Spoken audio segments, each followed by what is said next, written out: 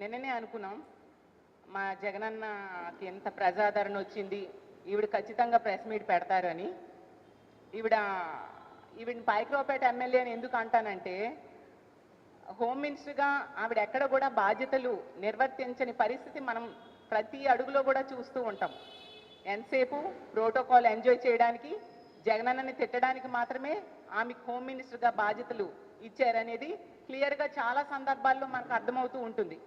జగన్మోహన్ రెడ్డి గారికి అంత ప్రజాదరణ రావడంతో అసలు 164 సీట్లు కూటమికి వచ్చాయా, మా వైఎస్ఆర్ కాంగ్రెస్ పార్టీకి వచ్చాయా వాళ్ళకి అర్థం కావట్లేదు.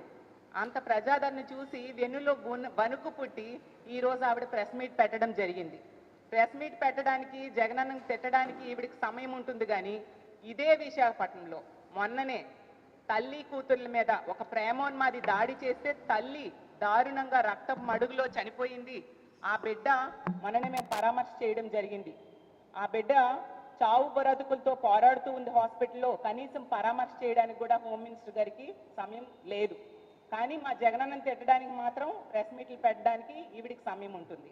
అలాగే తీసుకుంటే కంచరపాలెంలో ఒక మానసిక వికలాంగురాల మీద అత్యాచారం జరిగితే ఆమెను పరామర్శ చేయడానికి కానీ, ఆ కుటుంబానికి అండగా ఉండడానికి కానీ ఈవిడికి సమయం లేదు. కానీ జగనన్నను తిట్టడానికి మాత్రం ఈవిడికి సమయం ఉంటుంది.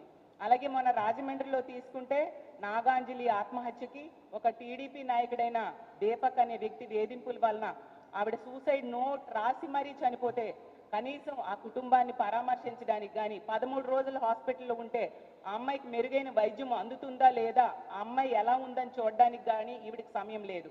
కానీ జగనన్నను తిట్టడానికి మాత్రం ఈవిడికి చెప్పలేనంత సమయం వచ్చేస్తూ ఉంటుంది. అలాగే ఈ రోజు ఈ రాష్ట్రంలో కూటమి ప్రభుత్వం అధికారం వచ్చాక రోజుకి 70 మంది మీద అత్యాచారాలు, అఘాయిత్యాలు మహిళల మీద, చిన్నారుల మీద జరుగుతూ ఉంటే వాటిని అరికట్టడం చేత కాదు. కానీ జగనన్నను తిట్టడానికి మాత్రం ఈవిడికి సమయం దొరుకుతుంది, తిట్టడానికి టైం కేటాయిస్తారు. అలాగే ఈరోజు ఈ రాష్ట్రంలో మద్యం విచ్చలవిడిగా బెల్ షాప్స్ ద్వారా ఏరులై పారుతూ ఉంది. దానిని మాత్రం అరికట్టరు, జగనన్నని మాత్రం తిడతారు. అలాగే ఈరోజు తీసుకుంటే గంజాయి 100 రోజుల్లో గంజాయి అరికడతామని చెప్పి ఈరోజు గంజాయి విచ్చలవిడిగా ఈమె నివాసం ఉంటున్న విశాఖపట్నంలో పెంపకం జరుగుతుంది. గంజాయి రవాణా ఈ విశాఖపట్నం నుంచే జరుగుతుంది. ఆమె నియోజకవర్గమైన పాయకరావుపేట మీదుగానే జరుగుతుంది. దాన్ని అరికట్టడం చేత కాదు. కానీ జగనన్నని తిట్టడానికి మాత్రం హోమ్ మినిస్టర్ గారు ముందుగా వస్తారు. అందుకనే ఆవిడకి హోమ్ మినిస్టర్ పదవి ఇచ్చారు. అందుకే ఆ హోమ్ మినిస్టర్గా ఆవిడ పూర్తిగా విఫలమైందని మరీ చెప్తూ ఉన్నాం. ఆవిడ ఒక పాయకరావుపేట ఎమ్మెల్యే మాత్రమే. అలాగే తీసుకుంటే మా జగన్మోహన్ రెడ్డి గారిని పులివెందుల ఎమ్మెల్యే అంటుంది. ఎంత సంస్కారహీనంగా ఒక మాజీ ముఖ్యమంత్రి గారి గురించి ఆవిడ మాట్లాడుతూ ఉన్నారో అర్థం చేసుకోవచ్చు. జగనన్నకు వస్తున్న ప్రజాదరణ చూసి వారవలేక ఇలాంటి మాటలు ఎన్ని మాట్లాడినా ప్రజలు హర్షించరు హోమ్ మినిస్టర్ గారు అనే విషయం మీరు తెలుసుకోండి అని తెలియజేస్తూ ఉన్నాను. అలాగే జగనన్న అంట క్రిమినల్లా మాట్లాడుతున్నారంట. అసలు మీరు ఏం మాట్లాడుతున్నారు? అసలు పోలీసు విషయంలో తీసుకుంటే జగన్మోహన్ రెడ్డి గారు పోలీసులు తిట్టారు అనేసి అబాండాలు వేస్తూ ఉన్నారు. ఏ పోలీసులు తిట్టారు? ఏ పోలీసులు తిట్టారు? పచ్చ చొక్కాలు వేసుకున్న పోలీసులు గొడ్డలోడదీసి వాళ్ళకి యూనిఫామ్ తొడుగుతాను అనే ఉద్దేశంతో జగన్మోహన్ రెడ్డి గారు మాట్లాడారు. నిజంగా పోలీసుల్ని కక్షపూరిత రాజకీయాలకి వాడుతున్నారు అనేది నిజమా కాదా? ఎన్ని సందర్భాల్లో మీరు పోలీసుల్ని కక్షపూరిత రాజకీయాలకి వాడారు? తునిలో, తిరుపతిలో, అలాగే తీసుకుంటే తణుకులో, త్రిపురాంతకంలో ప్రతి సందర్భంలో కూడా పోలీసుల్ని కక్షపూరిత రాజకీయాలకి మాత్రమే వాడుతూ ఉన్నారు.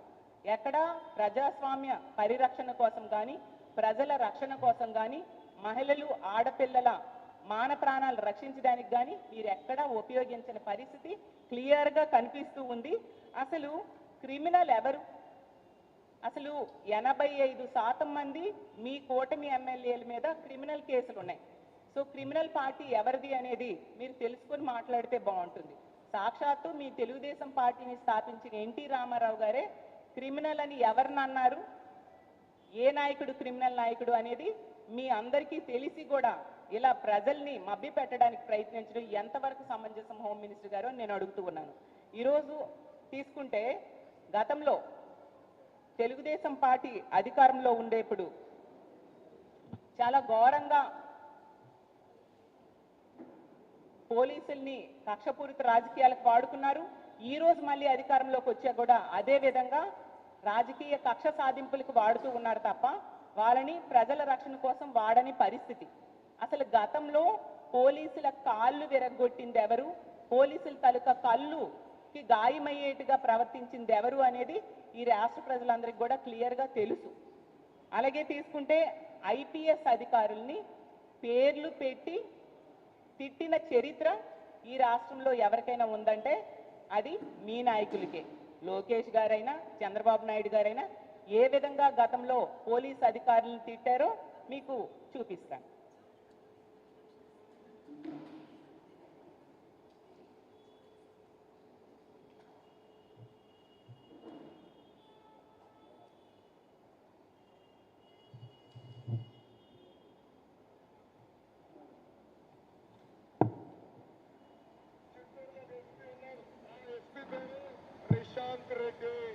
రిశాంత్ రెడ్డి కండువా వేసుకొని వైకాపా కార్యకర్త.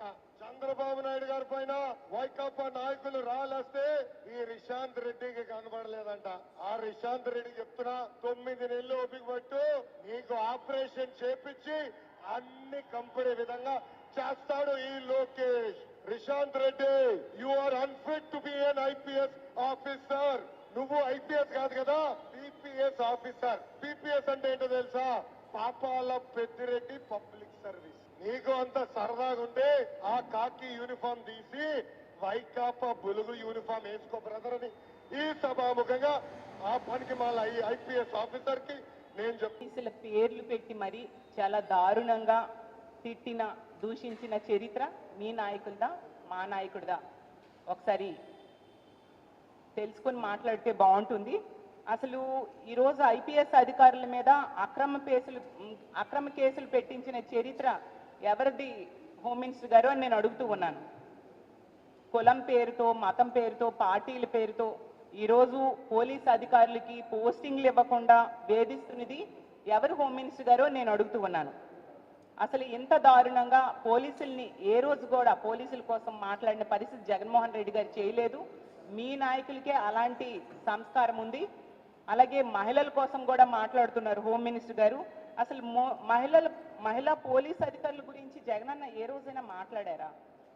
లేనివి ఎందుకు కల్పించి ప్రజలను మభ్యపెట్టడానికి మీరు ప్రయత్నిస్తూ ఉన్నారు?